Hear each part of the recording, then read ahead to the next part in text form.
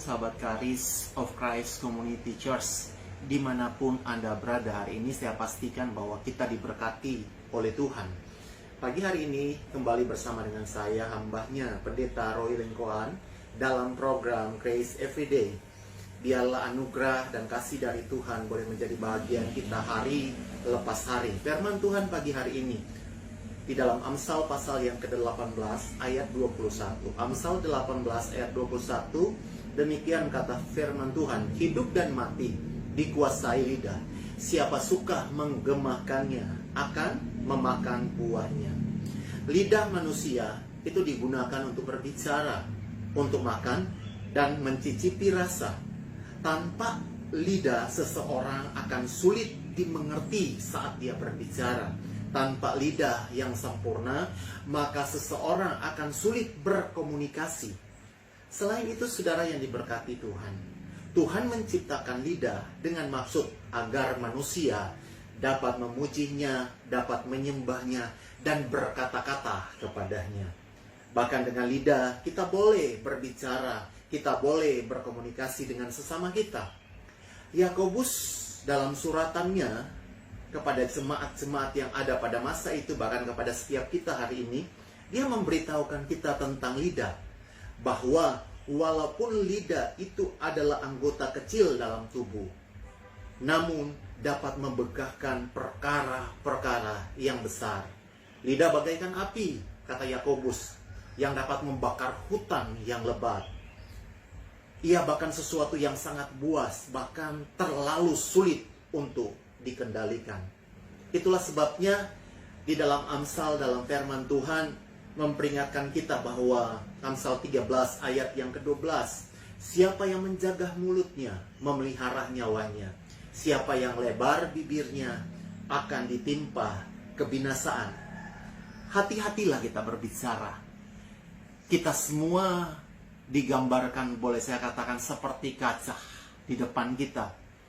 Dengan ucapan kita bisa memantul kembali kepada diri kita. Nah, mengapa lidah atau perkataan kita perlu untuk dijaga? Jika ada seorang menganggap dirinya beribadah, kata firman Tuhan, tetapi tidak mengekang lidahnya, maka dia menipu dirinya sendiri. Maka sia-sialah ibadahnya. Setidaknya ada beberapa hal yang perlu kita ketahui yang dikatakan firman Tuhan. Kenapa lidah kita, ucapan kita, perkataan kita perlu untuk dijaga? Di dalam Amsal 13 ayat yang kedua bagian awal dikatakan demikian. Dari buah mulutnya seseorang akan makan yang baik. Perkataan Anda adalah benih yang dapat ditabur dan akan berbuah mengikuti Anda. Setiap pohon, kata firman Tuhan, dikenal daripada buahnya. Memperkatakan firman Tuhan, perkataan yang positif, perkataan yang baik dan benar, itu sangat mempengaruhi kehidupan kita. Perkataan firman Tuhan akan membentuk kehidupan kita. Dari yang tidak ada menjadi ada. Yang kita tidak tahu, kita akan mengerti dan memperoleh hikmat di dalamnya. Dari yang kita lemah, kita menjadi kuat. Dari yang kita sakit, kita menjadi sehat. Dengan perkataanmu akan menentukan kehidupanmu. Selanjutnya, kenapa kita harus menjaga lidah kita? Apa yang dikatakan oleh firman Tuhan? Di dalam 1 Petrus pasal yang ketiga, ayat yang ke-8 sampai yang ke-10, di situ dikatakan, siapa yang mencintai hidup dan mau memelihara hari-hari baiknya, ia harus menjaga lidahnya. Perkataan Anda menentukan hidup Anda. Anda berhasil atau tidak, diberkati atau tidak, itu ditentukan daripada perkataan Anda. Hidup dan mati dikuasai lidah. Siapa suka menggemakannya, maka dia akan memakan hasilnya, dia akan memakan buahnya. Alasan selanjutnya, kenapa lidah kita perlu untuk dijaga?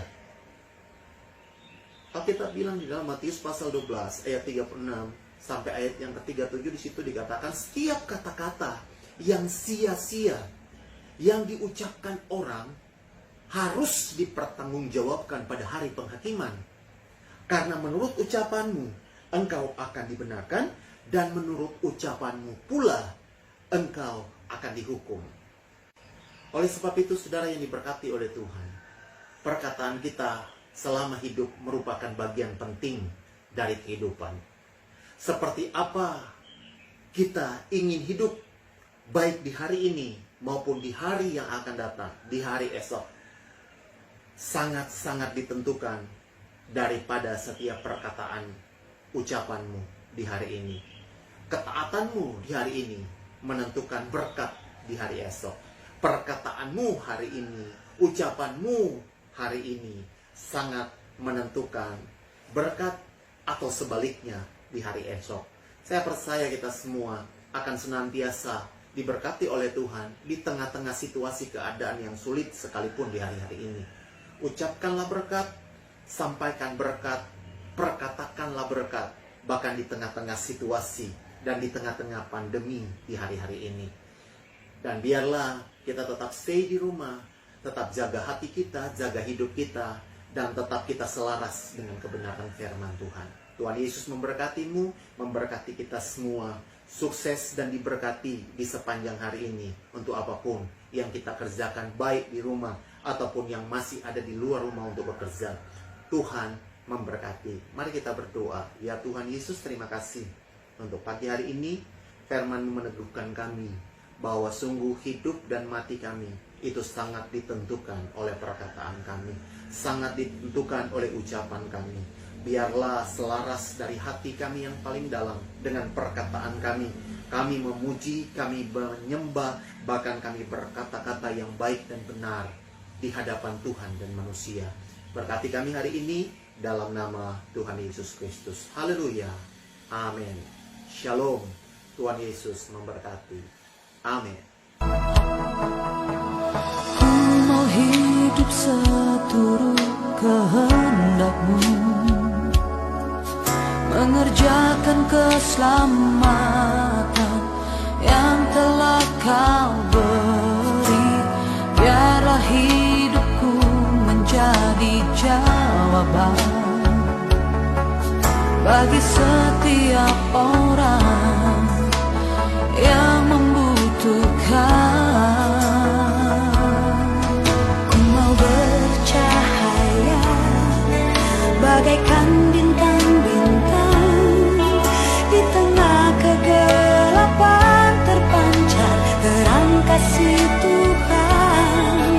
Ku mau bercahaya, bermegah dalam Dia, menyaksikan kemurahan Tuhan, menceritakan perbuatan Tuhan. Ku rindu hidup selalu bercahaya dalam kemuliaan-Nya.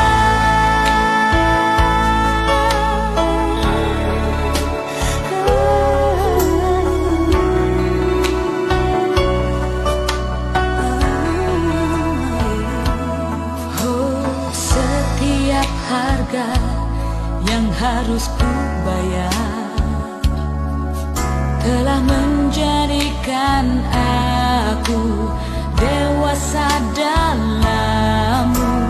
Berikanlah hati-Mu di dalamku, agar hidupku hanya untuk memuliakan-Mu. Ku mau bercahaya bagaikan bintang-bintang, di tengah kegelapan terpancar terang kasih Tuhan.